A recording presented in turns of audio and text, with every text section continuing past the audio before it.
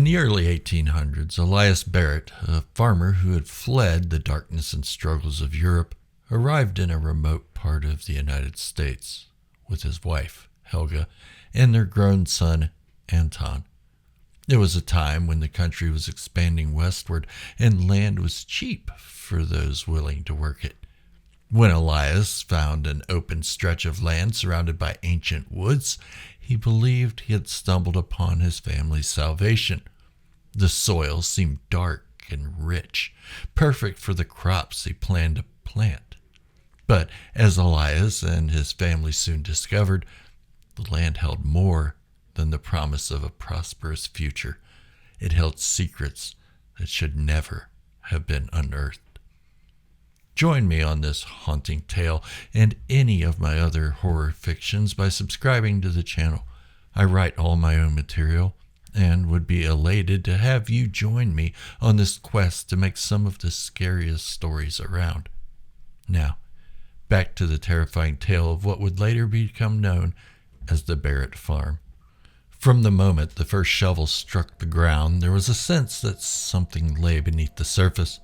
Something that shuddered when disturbed. The first few nights after breaking the earth, the family heard faint sounds, soft murmurs carried on the breeze, as if the soil itself whispered of ancient things that should have been left undisturbed. The sounds seemed to come from the fields, growing louder each night as the furrows deepened and the plows dug further into the earth. There was a strange heaviness in the air, a sensation like a slow breath exhaled from deep underground. Elias was not one to be easily frightened. He dismissed the whispers as tricks of the wind and the tension in his bones as nothing more than fatigue from a long day's work. But Anton felt differently.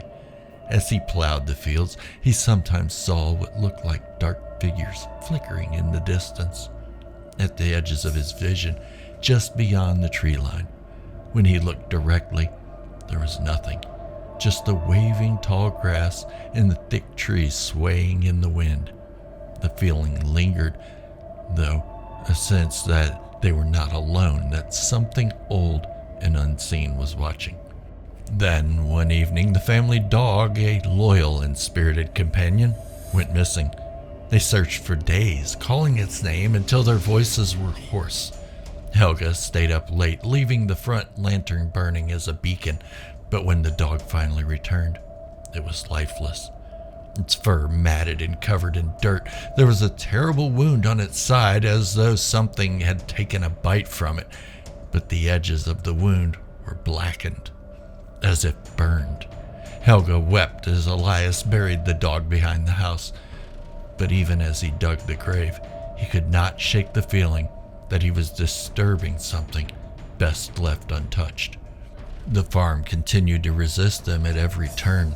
The crops grew unnaturally, their leaves thick and dark but twisted and tangled, as though the plants themselves recoiled from the light of day.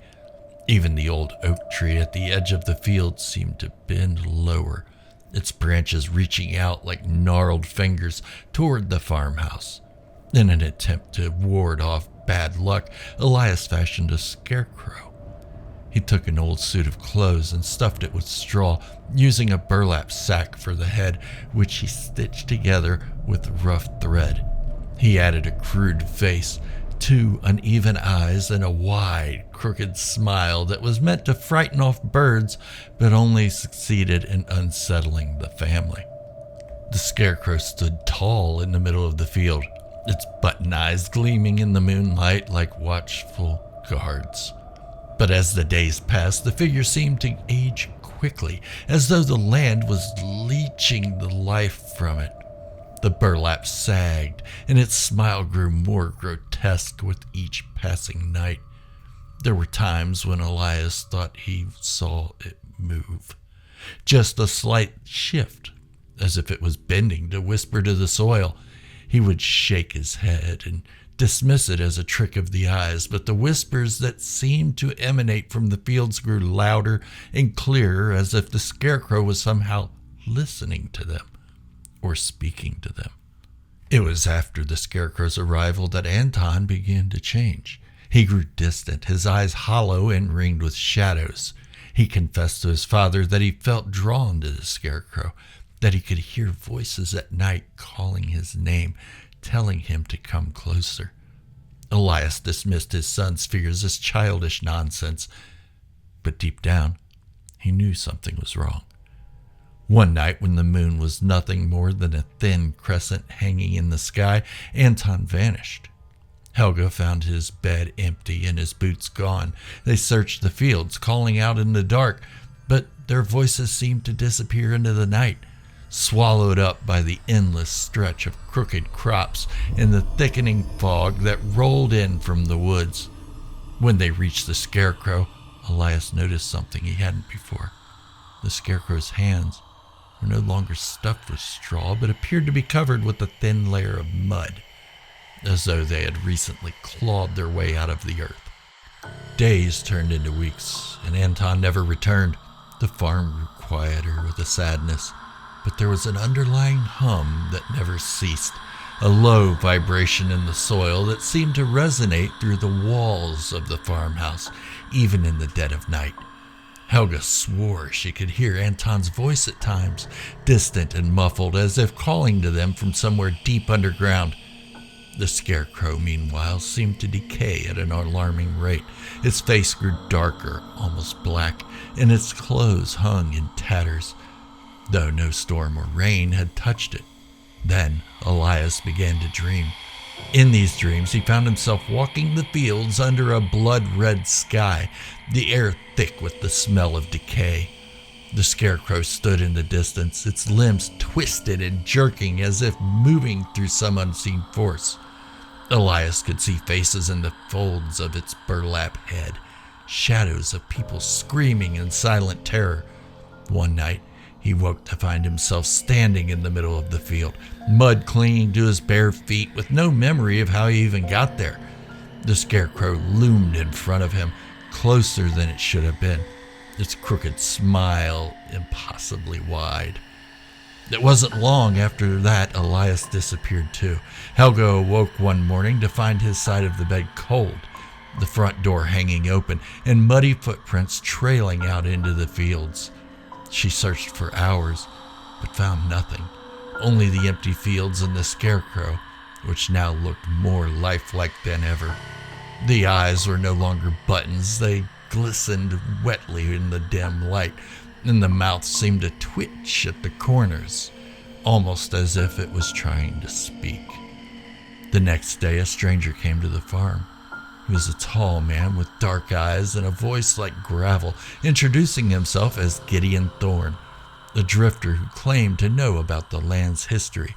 He offered to help Helga with the farm to keep it running in Elias's absence.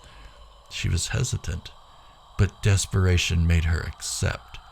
Thorne worked tirelessly, often at night, and took a particular interest in the Scarecrow, which he seemed to tend to more than the crops themselves. Sometimes Helga could watch him talking to it in low tones, his voice inches from the burlap head, and at those times she would retreat to the house, clutching a crucifix. Helga didn't last much longer. The whispers became too much for her to bear, the voices too real, too familiar. One morning, Thorne found her in the attic, her body cold and stiff. With her passing, the farm fell completely under Thorne's care, and he took to it as though it had always been his. The years turned into decades, and the farmhouse rotted away, yet Thorne remained. He never aged, and the Scarecrow never seemed to fully decay, no matter how many seasons passed. Whenever someone wandered onto the property, lured by stories of fertile soil and the promise of prosperity, Thorne was there, always watching, always smiling. Those who bought the land soon found the air thick with an unshakable gloom, and before long they would leave, abandoning the farm back to Thorne's strange stewardship. But with each new owner, there seemed to be another Scarecrow erected. They would appear overnight, fashioned from old clothes and burlap, their forms slumping over in the fields like silent sentries. And with each scarecrow, the whispers grew louder, the voices more desperate, like something beneath the earth was slowly clawing its way up. In the late 1800s, Jacob Hayes bought the land. Unlike those before him, he dismissed the old tales of the cursed farm as nonsense. Thorne, ever the friendly caretaker, welcomed him with open arms, even offering to stay on and help manage the land. "It's a good place," Thorne assured Jacob, "as long as you keep the scarecrows up." Jacob passed on the offer. Jacob took the land at a price that seemed almost too good to be true. Thorne left not long after, but the air felt heavier in his absence, and Jacob found himself haunted by strange dreams, just as Elias had been. It wasn't long before the whispers began again, drifting up from the ground like mist, carrying voices that called out names Jacob didn't recognize, but always ended with his own. Years passed, and the land lay mostly untouched, as if the very soil itself had grown tired of devouring those who dared to claim it. In modern times, developers finally saw the potential in the old farm, believing they could turn it into a new suburban neighborhood. They cleared the fields and began construction, tearing down the decaying farmhouse and uprooting the old scarecrows, which had somehow survived the passage of all this time. As they dug deeper, the excavator struck something solid just below the surface. They unearthed a shallow grave filled with human bones, some old, others disturbingly recent. The remains were twisted and broken, as if the bodies had been forced into the earth by something stronger than nature itself. The discovery should have halted the work immediately, but there was an eagerness to develop the land, to cast away its dark history with concrete and steel. But as the workers continued their excavation, something else emerged. A sense of being watched, a coldness that seemed to seep up from the ground itself. It was subtle at first, a chill that hung in the air. Then the feeling grew sharper, like a pair of unseen eyes observing every movement. The workers soon noticed the scarecrows standing on the edge of the construction site, half buried in the overgrown grass. No one remembered them being placed there. They had been moved far from the fields for disposal, but here they were, leaning in the mist like gaunt, silent figures watching over a shallow grave. The scarecrows were unsettlingly detailed. Their button eyes seemed to gleam wetly in the fog, and the fabric that had once been dull and worn appeared darker, as if stained with something fresh. Some of the workers swore they saw the scarecrows shift when they turned their backs, a subtle leaning or twitching of a hand. But when they looked closer, the scarecrows were always perfectly still. One worker went missing on the third day of digging. The others found his shovel lying near the freshly dug grave, but no trace of him remained, not even a single footprint leading away. The scarecrows seemed to loom even closer, their crooked burlap faces slack with gaping mouths and hollow eyes. The workers grew uneasy, and whispers spread that the land was cursed, that something old and evil had been awakened when they broke the ground. The next night, a thick fog rolled in, much heavier than any before, engulfing the construction site in a suffocating shroud. As visibility faded to almost nothing, one of the workers stumbled back toward his truck after a late shift. His flashlight beam cut through the haze, catching glimmers of movement just at the edge of the light. He swung the beam around and saw a dark shape, a scarecrow, half seen through the mist, standing much closer than he remembered. He walked faster, his breath coming in panic gasps, and glanced over his shoulder. The scarecrow was closer still, its head tilted at an unnatural angle. Suddenly, he heard a rustling behind him, like the dry scratch of straw dragging along the ground. He turned to face the noise and saw it. The scarecrow had moved. It was no longer bound by the stake that should have held it upright. It slumped forward as if walking, its joints creaking with the strain of movement. He screamed, but his voice seemed swallowed by the fog. And when the other workers found him the next morning, he was curled up at the edge of the construction site, his hair gone white and his eyes wide open, staring unblinking at the place where the scarecrow had stood. The developers called the local authorities and work on the site was halted, but the scarecrows continued to appear, arranged around the shallow grave like mourners at a funeral. Each time they were removed, they would return with strange new details, a piece of fabric that looked like the torn sleeve of a worker's uniform, or a burlap face twisted into a grimace that seemed disturbingly human. The construction company brought in a local historian to examine the bones, and as he sifted through the soil, he unearthed relics that told a grim story. Rusted tools, fragments of a wooden cross, and the remains of what looked like a crude burial shroud made from burlap. Among the artifacts was an old ledger, pages half rotted but still legible enough to reveal names and dates. The last entry, dated back to the late 1800s, was written in a shaky hand and read, "Jacob Hayes, purchaser of the Barrett Farm."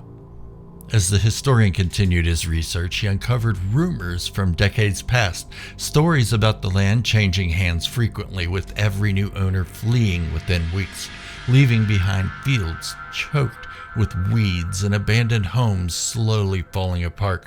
Those who lived nearby told of strange figures seen wandering the fields at dusk, shapes that seemed to be stitched together with rags and old clothes, with faces as pale as burlap. Then the historian found something even more chilling, a mention of a caretaker named Gideon Thorne, who had lived on the property for as long as anyone could remember.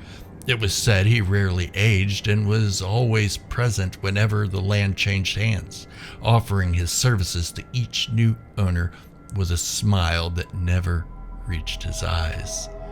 Some speculated that he was not a man at all, but something else entirely, a spirit bound to the land, a keeper of secrets that should have been buried forever. When the historian relayed his findings to the developers, he was met with skepticism. But then came the final horror. One morning, the shallow grave was found disturbed, the earth freshly churned. Inside the pit, the bones were rearranged, and at the very center lay the historian's broken body, his mouth stuffed with straw and his hands tied with frayed burlap. The scarecrows, which had been removed just the day before, now stood in a perfect circle surrounding the grave, their faces all turned toward the farmhouse ruins as if awaiting something. The authorities closed the site indefinitely, and no one dared to approach the old farm again.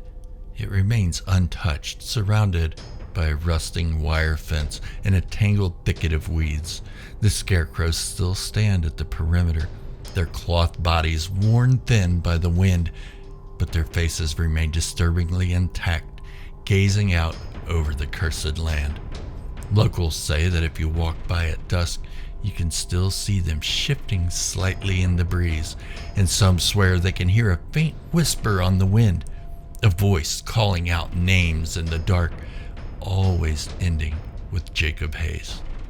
And no one knows what became of Gideon Thorne, but some say a shadowy figure can still be seen wandering the edge of the woods, watching over the land that has consumed so many souls. Others claim that the scarecrows now serve as his sentinels, their hollow eyes watching and waiting for the next unfortunate soul to trespass on the ground that should have remained forever untouched. If you have enjoyed this haunting tale, be sure to leave a thumbs up for it. Join the Twilight of Horror Army by hitting the subscribe button and ring the bell so you don't miss a single terrifying upload. Thank you for watching, and stay afraid.